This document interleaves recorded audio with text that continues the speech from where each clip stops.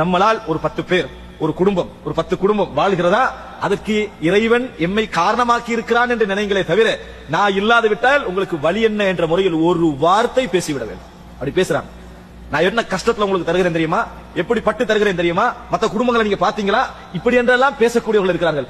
அத்தனை நன்மைகளை ஒரே செகண்டில் என்ன செய்கிறார்கள், அழித்து விடுகிறார்கள். அதனால்தான் இஸ்லாம் எங்களுக்கு சொல்லித் தருகிறது, நீங்கள் தர்மம் செய்துவிட்டு சொல்லிக்காட்டி தொந்தரவுபடுத்துகின்ற தர்மங்களை விட நல்ல வார்த்தை சொல்வது சிறந்தது.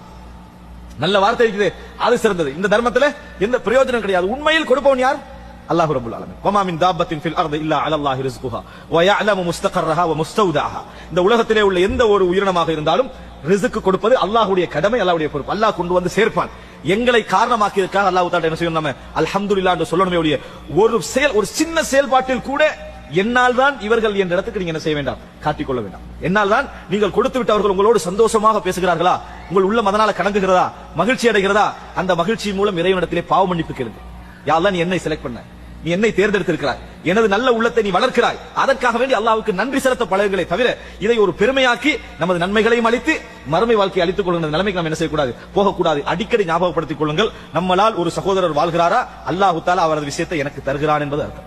அவரதை எனக்கு தருகிறான். அல்லாஹ்வுக்கு அதை நேரடியாக இன்னொரு மூலம் என்ன செய்யலாம், கொடுக்கலாம். என்னை பயன்படுத்தாமலே அல்லாஹ் கொண்டு போய் சேர்க்கலாம். என்னை அல்லாஹ் தேர்ந்து